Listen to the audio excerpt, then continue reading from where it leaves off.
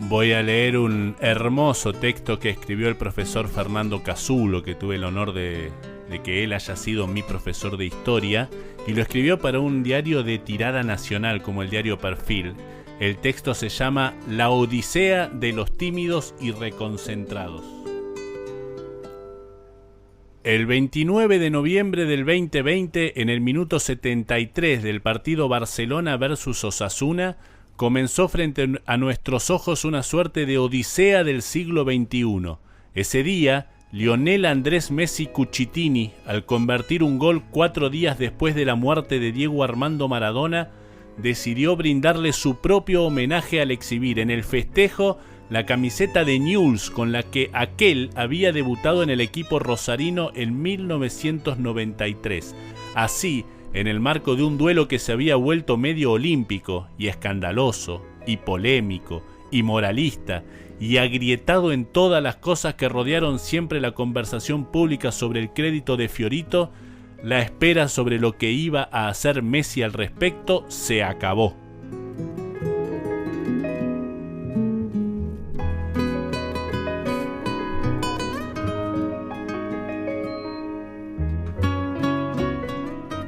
Tensa espera, vale aclarar, porque siempre fue así, crispado, el debate sobre el vínculo entre los dos ídolos del deporte franquicia nacional.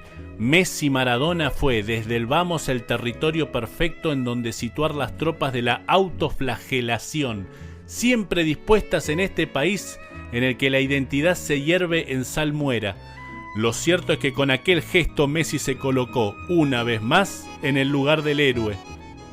Y comenzó un arco narrativo realmente excepcional que culminó el 18 de diciembre de 2022 en el césped del Estadio Lusail.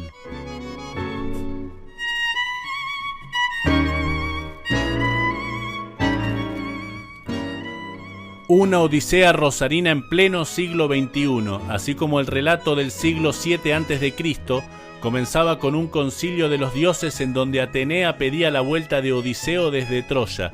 La versión argentina tuvo como primer canto la muerte de Maradona y la aceptación explícita de su legado por parte de Messi, al ponerse la rojinegra con que aquel jugó el famoso amistoso contra el Emelec, con el que inició su corto periplo por la lepra. La explicación que brindaría Messi meses después sobre cómo eligió esa camiseta por una puerta abierta en su depósito personal, nadie sabe por quién, solo acrecentaría su carácter esotérico.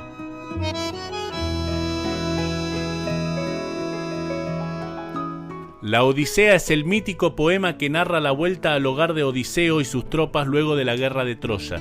Es un texto pionero y de los más importantes del fructífero género del homecoming, ese que cuenta las diferentes estaciones en el ciclo vital de una persona y su excepcionalidad.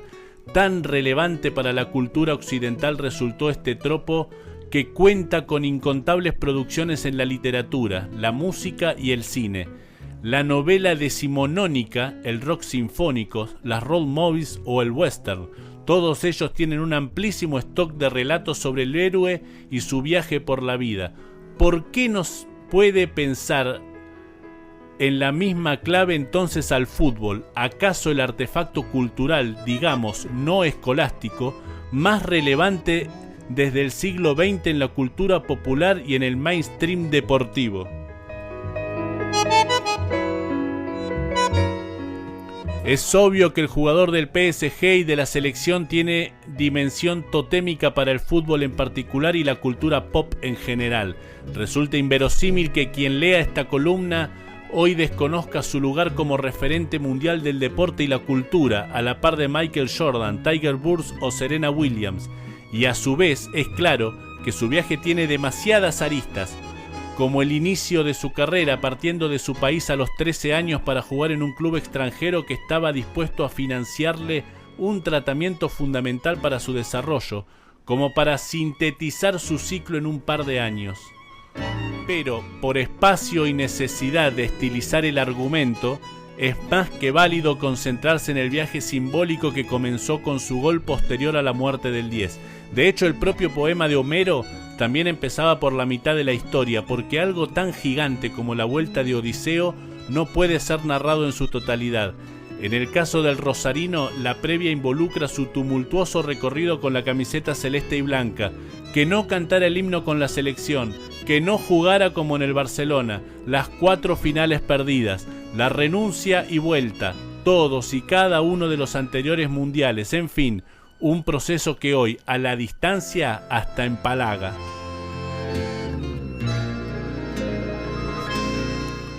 Los siguientes momentos del relato del homecoming santafesino no pueden prescindir, claro, del delicado encastre que pudo hacer Lionel Scaloni, con el Chiqui Tapia haciendo de Julio Grondona 2.0, entre la generación del 2014 con una nueva camada que llegaba sedienta de gloria. Por otro lado, es importante anotar que participar luego de Rusia 2018 del recambio para cualquier jugador fue recibir durante meses un rosario de puteadas por parte del periodismo deportivo.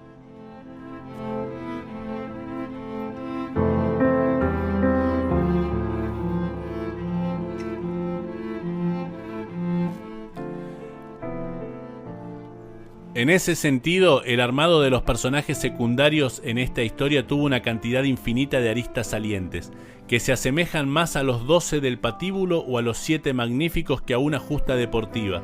El punto de inflexión se dio en la Copa América del 2021, el primer torneo oficial jugado por el combinado albiceleste ya sin Maradona y que finalmente fue coronado con el título, un éxito que clausuró una sequía de casi 3 décadas para la mayor. Allí voló la mochila más pesada y el llanto de Messi en el Maracaná fue, en un punto, más desgarrador que en Qatar. Había llegado el tiempo de la purga. Luego, por supuesto, el largo invicto, la finalísima frente a Italia y desde ya los propios Juegos de Qatar, los 7 partidos del Mundial, como unidad de análisis propia, replicaron la estructura clásica del Rise, Fall and Revere, con el inicio fallido frente a Arabia Saudita. Incluso la final con Francia replicó en su propia estructura. ¡Oh, dioses del Olimpo! Eso de caerse y levantarse muchas veces. Una unidad de sentido demencial fueron esas casi 3 horas con un villano perfecto, el joven y ambicioso compañero de equipo del héroe crepuscular, y el loco del pueblo dándolo todo en la serie de penales.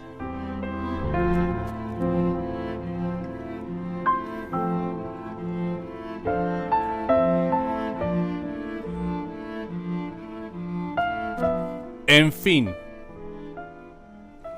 un equipo que llenó al país de Asia de titanes, adivinos, gigantes, espíritus y todo con el objetivo de llevarse la victoria final, anhelada desde 1986, 2 años en los que Messi y sus argonautas, si se nos permite tomar otro préstamo de la mitología griega, en este caso del velloncino de oro, le regalaron al mundo y especialmente a nosotros el más bello y sucio de los relatos mitológicos, el que desde ya cerró con Messi levantando con esa capa extraña y kitsch propia de la tradición local el tan ansiado trofeo.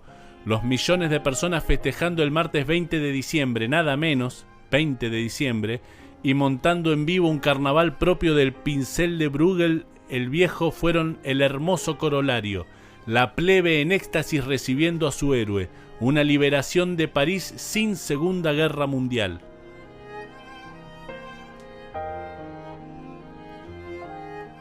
El arco narrativo descrito, si fuera ficción, hasta podría sonar inverosímil, pero no es casi lógico considerando que se trata de Messi. La Pulga, aparte de jugar bien, ha tenido una carrera caracterizada por un profundo y sofisticado sistema de producción de símbolos.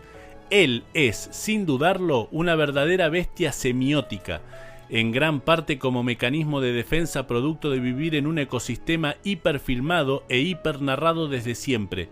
Su personalidad fue escrutada desde su adolescencia a niveles que, es dable suponer, nadie más que él podría comprender y asimilar. O bueno, cierto futbolista zurdo que comenzó su carrera en Argentinos Juniors.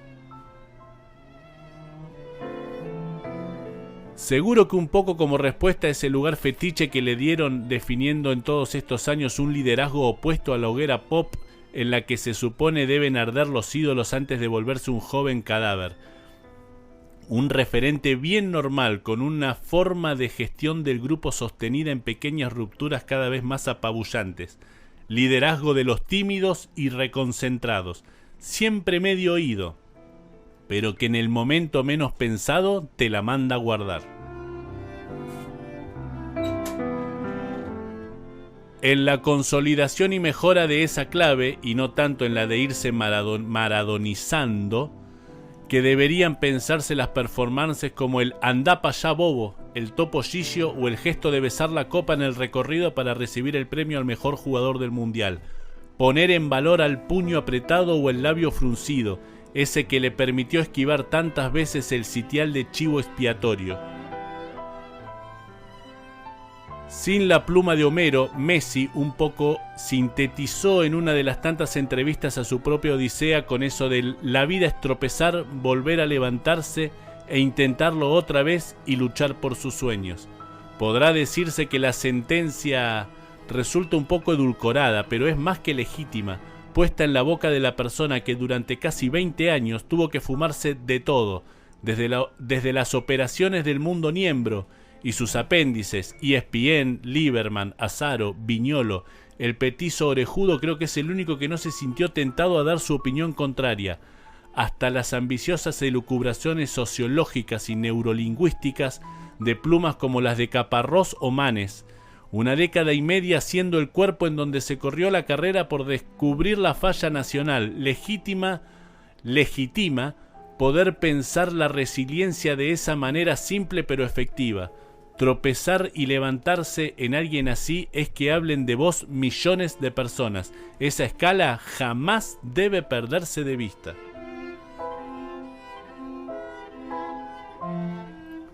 Haber hecho de su normalidad y de su familia normal un refugio es parte fundamental del pasar por la vida de Messi, en momentos de la monetización permanente de la vida privada y en una industria donde la caída del héroe es absolutamente rentable y por eso tan esperada para luego llenar pilas de programas de chimentos. Su zona de confort fue la cama para tomar unos mates con Anto. En estos días que se discute tanto sobre el carácter patriarcal de la familia de los jugadores y el énfasis que en eso pusieron algunas coberturas, no debería perderse de vista esta dimensión a contrapelo de su normalidad, más allá que Messi es también, claro, una máquina de facturar. El hecho mismo de no haber terminado como Diego debería ser claramente testimonio de su vínculo con aquel que argumento de esa mirada que tiende a ver hoy elementos para sepultar a Maradona, con todo lo que esa imagen reviste. En el penal de Montiel, el que miró al cielo y pidió por el Diego no fue otro que Messi. Hay que hacer mucho rulo para negar tal filiación. En el 2022 no murió el viejo ideario maradoniano, sino que nació uno nuevo. La letra de la canción Muchachos muestra con claridad las múltiples formas de encastrar uno con el otro. Y esto es lo más saludable de toda la gesta que acaba de concluir, lo refrescante. Se acaba el riesgo de maracanización del relato nacional, de quedarse pegado a un éxito sucedido hace décadas como pasa con la victoria uruguaya contra Brasil en 1950. La sensación es que el enamorarse del barrilete cósmico estaba dando rendimientos decrecientes en tanto construcción de una memoria. Incluso esa cosa hermosa salida de un cuento de Fontana Rosa que fue el Mundial 90 era hoy más un consumo nostálgico de boomers y X que en una realidad activa en la mente de los sub-40. Con el fin de la Odisea iniciada en 2020 nació así una nueva fauna, una nueva mitología, con sus personajes monstruosos y perfectos. El 19 de Holanda, la tajada del Dibu contra Francia, el baile a Guardiola en la semifinal, el DT de Arabia Saudita y su achique, un nuevo canon que podrá interpelar a las nuevas generaciones por al menos otras 2 décadas más. No solo se van los espectros de la derrota luego de Qatar 2022, sino también los de las victorias, que igual seguirán siempre siendo parte de nuestro panteón, claro está. Es posible que por eso pegó tanto el viral de D'Alessandro, el de los volantes argentinos vuelan, porque puso en palabras la renovación. Nada puede ser más maravilloso para la historia cultural que el viento sur que sopló con la escaloneta. Messi fungió un poco como el Bizarrap del fútbol nacional, como si le hubiera hecho falta.